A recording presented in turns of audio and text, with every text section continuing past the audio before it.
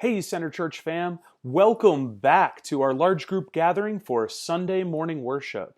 For those of you who aren't able to be here this morning, I want to welcome you online to our virtual church, virtual house church with the Calderwoods, and from wherever else you may be watching. A couple announcements that I want to make.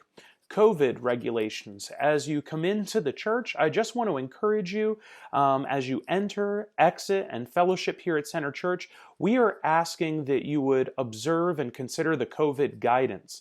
What does that mean? Well, while entering, exiting, and socializing, please stand about 6 feet apart from each other. You'll notice that the chairs have had 6 feet spacing already set up. So as you're coming in and exiting the building and just chatting with each other, please stand 6 feet apart from each other. That way you won't have to wear the masks. If you do feel that you're going to be within 6 feet of each other, please consider wearing a mask for the comfort of others and to observe that guidance. Next thing here, home groups. The Miller's home group is going to be meeting immediately following Sunday morning service. We're going to be getting together at my house to discuss the sermon, the challenge questions, praying with each other, and of course, eating together, that whole Acts 2:42 piece. The home groups are going to now continue, so the Bittners are going to be reaching out individually to those who are in their house church to get everything in place for their meetings to start back up as soon as possible. The Irways are going to continue their meetings on Tuesday nights, and they have some room available, so if you're interested in joining the Bittners or the Irways at their place, please reach out to me or to the Bittners and Irways directly. You'll be able to do that with my cell phone. Just shoot me a text at 603-903-2823, and in the text just say, home group info needed, Bittners, or home group info needed, Irways, and I'll make sure I get you in touch with the folks there. As far as it goes, the Calderwoods are continuing to host the virtual house church. At the conclusion of every Sunday morning service, folks will be able to log on to Zoom and be able to pray together and work through the challenge questions together with the Calderwoods online. We want to make sure that everyone has an opportunity to be able to participate and to be able to get connected. So if you're not, please reach out, or I may be following up as well just to make sure you don't miss out on the opportunity. Trek. We finished our last trek of January this past Friday night with teaching and games, where we had a good time learning the importance of spending time with the Lord to know Him and spending time with each other.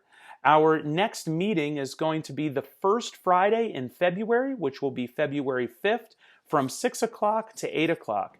The location will be announced next week.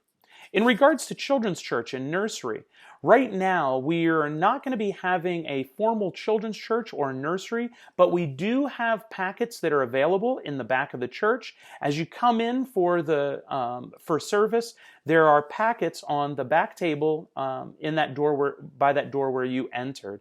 Please feel free to grab one, and as we're going through the sermon and listening to the sermon, you can have your kids participate in those activities. If you do find that you need to get up and head downstairs for a nursery, or if you need to use the restroom, please feel free to do that. Just again, keep in mind the social distancing guidelines of the 6 feet. In regards to our 2020 profit and loss statement and 2021 budget, we're going to have a leaders meeting next Sunday, and we'll review both of those documents. The Grace Church executive pastor, Eric Arvidsson, has informed me that the numbers that you see on the 2021 budget actually have increased a little bit just for cost of living. And as far as the 2020 budget and expense sheet, that number at the bottom that's 6,000 plus on net income, it could be a little tricky. He said that that's with the PPP funds from the COVID relief.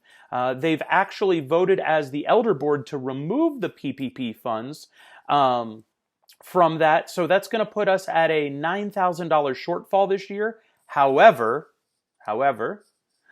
Grace Church had another great year, and they have made up the shortfall for us. Now, this sounds a little disappointing that our numbers, we had another shortfall again this year. However, if you come to the members and regular attendees meeting in February, which will be announced with the date and time next week, I will talk to you a little bit about how this is actually positive news for us and how these are good things. And now, for an update on the Winchester apartment fire. In regards to the Winchester apartment fire from a week and a half ago, I just have to say there's been an amazing turnout of support from folks here in the Winchester and Cheshire County area, and that support has ranged the whole way out to the coast and as far south as Connecticut, where folks have brought clothing, food, money, and other resources like bedding and furniture. Right now we've shut down the clothing request line because all of those items have been claimed and are being passed on to the families. There's only a couple items that we're waiting to receive in and pass on right now. So there are no further donations that are needed at this time. All of the folks who have been displaced have found some sort of housing except for one family, and we're working with them to provide guidance and support. One of the families has returned to an open unit here in the building that has not been touched by the fire, which is great. The tenants here have really come together to help clean up the building and do amazing things, working with each other. And so the tenants who lived in the other half of the building that was not touched have all returned to as much of a normal life as possible. So I just want to ask for your prayers and support for folks who are here. Ask for prayer and support for myself as far as guidance and wisdom as we work with the families. And I'll check in with you guys later. Excellent. Glad to have that information and glad to hear that the folks are doing well. Fellowship is an important part of the body of believers here at Center Church and actually throughout the Church Universal. So Chris Scott has an important announcement from our FLC branch. Chris, what have you got for us this morning? Hey, Center Church family, this is Chris coming to you. I got some great news. We're going to decide to have a Share the Love luncheon on February the 14th, which is Valentine's Day. And I'm going to ask that the guys are going to do the fantastic cooking that we did last time. So these guys can cook. If I can get you to get a hold of me and sign up for bringing us something to share, that would be awesome. We're going to do it right after church, right around 12 p.m., I'm hoping. And we'll probably be either upstairs or downstairs, so that would be great. So mark your calendars for February the 14th at 12 p.m. for Share the Love Luncheon. Thanks, Chris. Something else I want to note. Today is Sanctity of Life Sunday, and Ruth Adams is going to give us a little information and bring about some awareness for us about what that means. Ruth, will you come up this morning and tell us a little bit about Sanctity of Life Sunday?